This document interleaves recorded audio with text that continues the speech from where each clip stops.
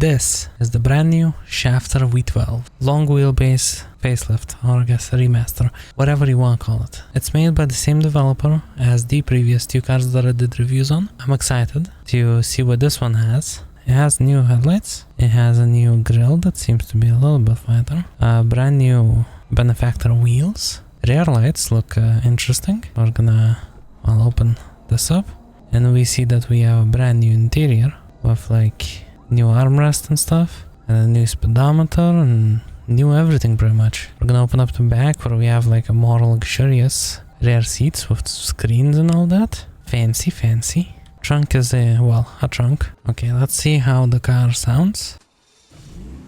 Has a little bit different sound than the normal Shafters. The lights look like that. They look kinda sick. And yeah, we're in a studio of sorts, so we're gonna take this and customize it, and then we'll do a test drive and some other tests, so let's go. So we have the usual upgrades like armor, which we are going to take off for now. We have the brakes, we have different bumpers, so these are the options.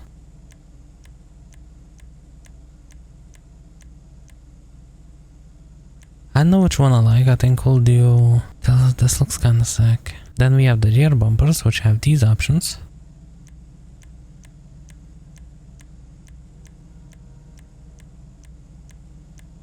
I think personally I'll go with the stalker bumper. Next up we have chassis, which I am unsure what this does because it says hood. I can't really tell a difference. We'll come back to that later. Then of course we have the engine. When it comes to exhaust we have these options.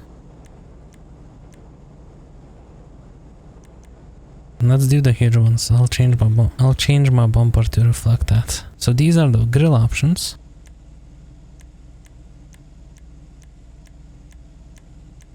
Let's do this. This looks different. These are the hood options. Personally, I'll stay with the stock. Trying to think, what color should this be? Should we make it white or should we make it black? You know what? Now let's do a steel color. I don't know. I feel like this car looks good and everything, honestly. I decided on this bluish silver color for now. Maybe we'll change it. Next up we have the skirts, and the options are these.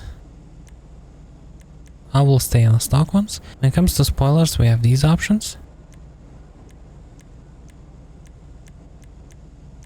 Honestly, I think we'll go for something like that. Next up we have suspension.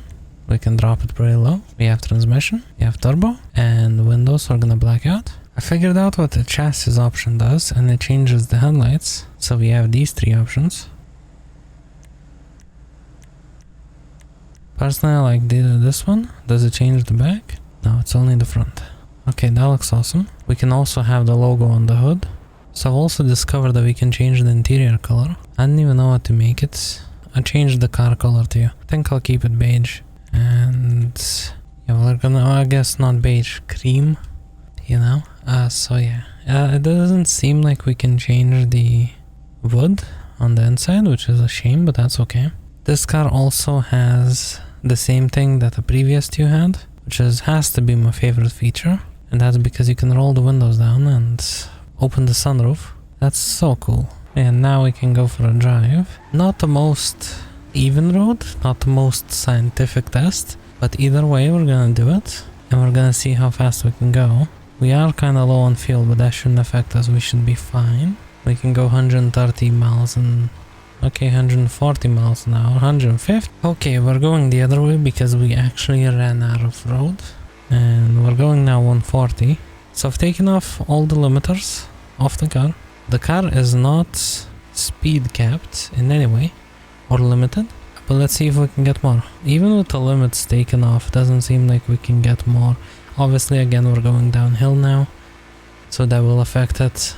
Let's see, we are going 150 again, 155, but we are hitting bumps, so we're about to... Okay, we have seen 160, but that could be due to bumps. So that concludes our very non-scientific test of how fast this car is.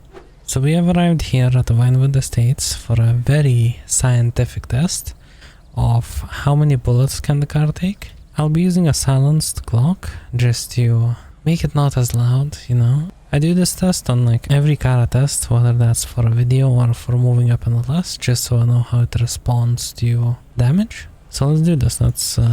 main headlights. Obviously this, I am sure without even testing that this car is gonna do good.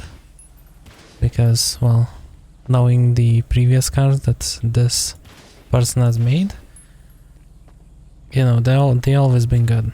Okay, let's see the sunroof. Okay, the sunroof seems to not break, which is a common thing for cars, and that's okay. Taillights break somewhat. Okay, let's see. Although obviously the main window is going to break.